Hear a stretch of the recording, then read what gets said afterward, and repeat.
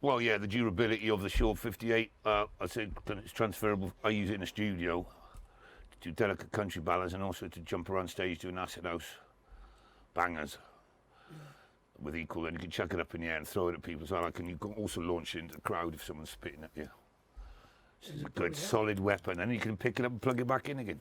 There is a thing on the internet. It's called Alabama 3, the Headbutt, where there is images of me leaping off a stage and an altercation with a right-wing fascist who's decaling me in an anti-fascist festival, and I jump off the stage and headbutt him, then carry on singing. Infamous moment in my career. I don't do that anymore. I would advise against headbutting far-right fascist people. To any young people who look up to me with any respect. I mean, the SM58 has been used as a weapon because Nick Reynolds, who plays harmonica with Alabama 3, I knocked a pint of Guinness over his harmonicas on stage once in Warren Point in Ireland, and he pushed me off the stage in the crowd. But luckily, as he pushed me off the stage, I had the SM58 in my hand, and I was in the middle of the crowd, and worked out that if I launched it correctly like that, I could hit him straight in the bollocks, which I did. So kids, not only can you use this as a great condenser mic, it's a weapon of war when your harmonica player gets out of step. When Alabama 3 kind of first formulated its musical criteria, we first basically started kind of mixing acid house beats like 808 drum machines and 303s and 202 Rolands with blues samples, one of which was Howlin' Wolf going, "Welcome this morning." At the same time we had Muddy Waters going, "Oh yeah, oh yeah." So we had this loop chrono we used to play for about 8 minutes, and then out of boredom I just started singing over the top of it and just kind of took the generic world famous blues mantra, "Woke up this morning," and turned it into a kind of more modern context. But it started as a kind of acid house loop based on a Howlin' Wolf sample, and then the song developed into the identity it has now, which is kind of a song about a woman called Sarah Thornton, whose husband was a police officer who'd been battering her for years, and she was imprisoned, and subsequently, after appeal, was released. And that's 6 years. Yeah. So yeah, and then it got picked up as a gangster anthem. You woke up this morning, got yourself a gun. Got a call from our manager in London who said, "All right, Rob," he was up from North, Stuart Green, his name. He goes, "All right, Rob, we've just been approached by this cable company called HTUO or something like that." So, they're a small cable channel running out in New York. 500 quid for the track, what's it called, Broke Up This Morning, whatever it's called. It was like, "Oh yeah, that one, yeah. All right, fair enough." So we kind of signed it off like that, and about 2 months later, we're getting calls from everyone in New York going, "Have you seen the billboards in Manhattan? It's just all Sopranos has kicked off." So what started as a very kind of timid throwaway conversation with my manager at the time for $500 turned into the kind of, the rest is history, shall we say. But yeah, that was quite weird, but HBO were a very small cable channel, and I think Sopranos is quite responsible for raising its profile, so us getting chosen at that moment was quite, good for all concerned. Yeah, I mean, we were really pleasantly surprised when,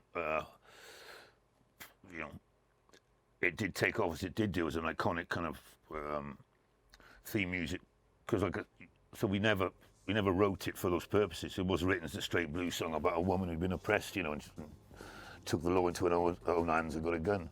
But then to see how the lyrical context changed, it then became Tony Soprano driving down the New Jersey freeway, was quite a good kick for us, in a sense that I think songs, to be able to transfer from one kind of perspective to another with some success, it's good, and to be able to tell the story as we are now and go, "No, it wasn't written about Tony Soprano," though it seems to fit quite perfectly. I remember David Chase, the writer, saying to me how perfectly it fitted the lyric, "You woke up this morning, got yourself a gun, Mama always said you'd be the chosen one," and that fitted perfectly in with James Gandolfini's relationship with his mother as portrayed in The Sopranos, which the first 2 episodes is very much that mother-son issue dynamic in there. And as the series progressed, the lyrics became more pertinent. So that was a joy to witness as an artist, watching one of your songs developing an idiom you're not particularly familiar with. but it kind of really worked. The editing was on, it was great and all that. I was a bit, they sped the track up a little bit as well, and they edited it, so you get about sort of 2.5 minutes the track.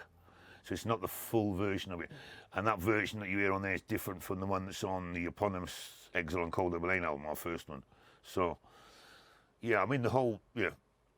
Because I sing a bit too, I'm a bit higher on the Sopranos version, because they've time stretched me a little bit up, which I don't mind, because normally I'm like that. I was brought up son of a preacher man. My father was a Mormon priest, and my mother played piano in a chapel in South Wales. So I was brought up with American gospel. This is, it's Alabama 3's Home From Home, kind of a club called Jam, rated by some newspapers as one of the best clubs in South London. So pretty cool, you know, good couple of studios up there. Right. Where Alabama 3, you know, are ensconced. God bless all the yuppies and the, you know, financiers who moved into Brixton who want to avail themselves of a funky night out. You know? We are there to provide services. I had a cancer scare about 4 years ago where I was sort of coughing up blood from probably the wages of sin, etc., etc. And went to hospital and they said, "Oh, you got to do a biopsy."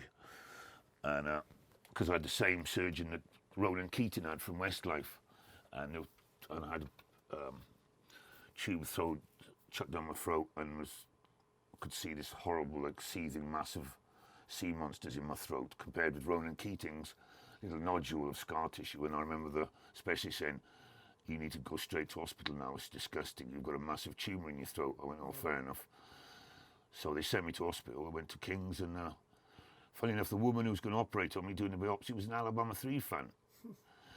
And before I went in, she goes, "Woke up this morning, got yourself, going to see you."